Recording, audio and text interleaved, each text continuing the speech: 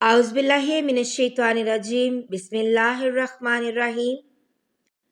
Shiban بن عبد الرحمن نے یحییٰ ابن ابی کثیر سے بیان کیا، ان سے ابو سلمہ بن عبد الرحمن بن عوف نے، ان سے عبداللہ بن عمر رضی اللہ تعالیٰ عنہ نے کہ جب نبی کریم صلی اللہ علیہ وآلہ وسلم کے زمانے میں سورج کو گرہن لگا تو اعلان ہوا کہ نماز ہونے والی ہے۔ اس نماز میں نبی کریم صلی اللہ علیہ وآلہ وسلم میں ایک رکعت میں 2 رکوع کیے اور پھر دوسری رکعت میں بھی 2 رکوع کیے۔ اس کے بعد آپ صلی اللہ علیہ وآلہ وسلم بیٹھے رہے قعدہ میں یہاں تک کہ سورج صاف ہو گیا۔ عبداللہ نے کہا، حضرت عائشہ رضی اللہ تعالیٰ عنہا نے فرمایا کہ میں نے اس سے زیادہ لمبا سجدہ اور کبھی نہیں کیا۔ صحیح بخاری حدیث نمبر 1051۔ عطا بن یسار نے بیان کیا، ان سے حضرت عبداللہ بن عباس رضی اللہ تعالیٰ عنہ نے کہ نبی کریم صلی اللہ علیہ وآلہ وسلم کے زمانے میں سورج کو گرہن لگا تو آپ صلی اللہ علیہ وآلہ وسلم نے نماز پڑھی تھی۔ آپ صلی اللہ علیہ وآلہ وسلم نے اتنا لمبا قیام کیا کہ اتنی دیر میں سورہ بقرہ پڑھی جا سکتی تھی۔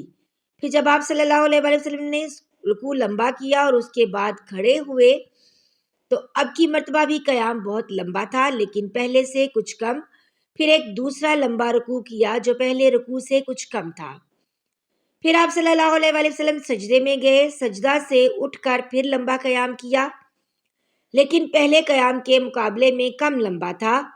پھر ایک لمبا رکوع کیا، یہ رکوع بھی پہلے رکوع کے مقابلے میں کم تھا۔ رکوع سے سر اٹھانے کے بعد پھر آپ صلی اللہ علیہ وآلہ وسلم بہت دیر تک کھڑے رہے اور یہ قیام بھی پہلے سے مختصر تھا۔ پھر چوتھا رکوع کیا، یہ بھی بہت لمبا تھا لیکن پہلے سے کچھ کم۔ پھر آپ صلی اللہ علیہ وآلہ وسلم نے سجدہ کیا اور نماز سے فارغ ہوئے تو سورج صاف ہو چکا تھا۔ اس کے بعد آپ صلی اللہ علیہ وآلہ وسلم نے خطبے میں فرمایا کہ سورج اور چاند دونوں اللہ تعالیٰ کی نشانیاں ہیں اور کسی کی موت اور زندگی کی وجہ سے ان میں گرہن نہیں لگتا۔ اس لیے جب تم کو معلوم ہو کہ گرہن لگ گیا ہے تو اللہ تعالیٰ کا ذکر کرو۔ صحابہ رضی اللہ تعالیٰ عنہم نے عرض کیا، یا رسول اللہ صلی اللہ علیہ وآلہ وسلم، ہم نے دیکھا کہ نماز میں اپنی جگہ سے آپ کچھ آگے بڑھے اور پھر اس کے بعد پیچھے ہٹ گئے۔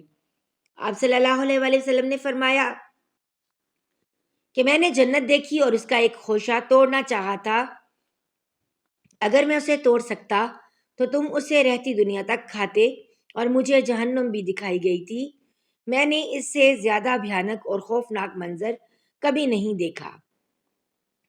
میں نے دیکھا اس میں عورتیں زیادہ ہیں۔ کسی نے پوچھا، یا رسول اللہ صلی اللہ علیہ وآلہ وسلم، اس کی کیا وجہ ہے؟ آپ نے فرمایا کہ اپنے کفر یعنی انکار کی وجہ سے۔ پوچھا گیا، کیا اللہ تعالیٰ کا کفر کرتی ہیں؟ آپ صلی اللہ علیہ وآلہ وسلم نے فرمایا کہ شوہر کا اور احسان کا کفر کرتی ہیں۔ زندگی بھر تم کسی عورت کے ساتھ حسن سلوک کرو لیکن کبھی اگر کوئی خلاف مزاج بات آ گئی تو فوراً یہی کہے گی کہ میں نے تم سے کبھی بھلائی نہیں دیکھی۔ صحیح بخاری حدیث نمبر 1052۔ امام مالک نے خبر دی، انہیں ہشام بن عروہ نے، انہیں ان کی بیوی فاطمہ بنت منظر نے، انہیں اسماء بنت ابی بکر رضی اللہ تعالیٰ عنہا نے، انہوں نے کہا کہ جب سورج کو گرہن لگا تو میں نبی کریم صلی اللہ علیہ وآلہ وسلم کی بیوی حضرت عائشہ صدیقہ رضی اللہ تعالیٰ عنہا کے گھر آئی۔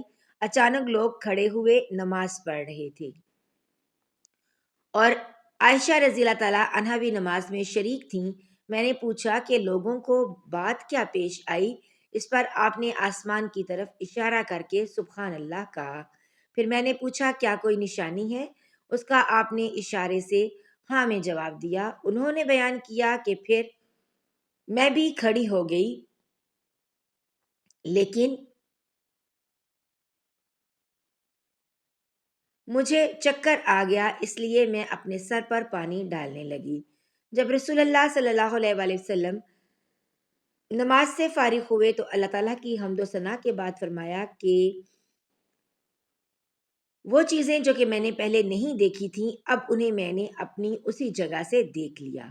جنت اور دوزخ تک میں نے دیکھی، اور مجھے وحی کے ذریعے بتایا گیا ہے کہ تم قبر میں دجال کے فتنے کی طرح، یا یہ کہا کہ دجال کے فتنے کے قریب ایک فتنے میں مبتلا ہوگے۔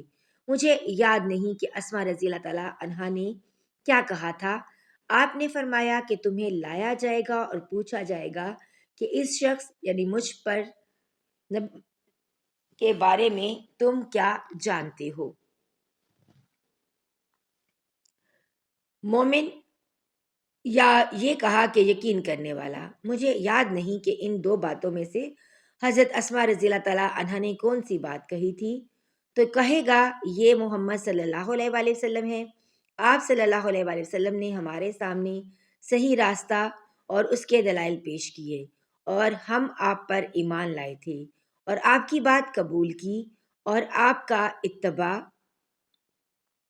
کیا تھا۔ اس پر اسے کہا جائے گا کہ تو مرد صالح ہے، بس آرام سے سو جا، ہمیں تو پہلے ہی معلوم تھا کہ تو ایمان و یقین والا ہے۔ منافق یا شک کرنے والا، مجھے معلوم نہیں کہ حضرت اسما نے کیا کہا تھا۔ وہ یہ کہے گا کہ مجھے کچھ معلوم نہیں، میں نے لوگوں سے ایک بات سنی تھی، وہی میں نے بھی کہی، آگے مجھ کو کچھ حقیقت معلوم نہیں۔ صحیح بخاری حدیث نمبر 1053۔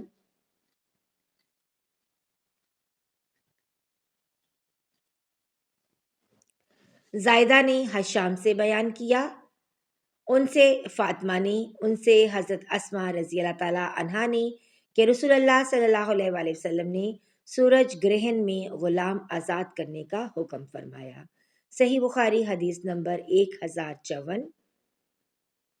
امام مالک نے یحییٰ بن سعید انصاری سے بیان کیا، ان سے عمرہ بنت عبد الرحمن نے، ان سے حضرت عائشہ صدیقہ رضی اللہ تعالیٰ عنہا نے کہ ایک یہودی عورت ان کے پاس کچھ مانگنے آئی۔ اس نے کہا کہ آپ کو اللہ تعالیٰ قبر کے عذاب سے بچائے۔ انہوں نے نبی کریم صلی اللہ علیہ وآلہ وسلم سے پوچھا کہ کیا قبر میں بھی عذاب ہوگا؟ حضور صلی اللہ علیہ وآلہ وسلم نے یہ سن کر فرمایا کہ میں خدا کی اس سے پناہ مانگتا ہوں۔ صحیح بخاری حدیث نمبر 1055۔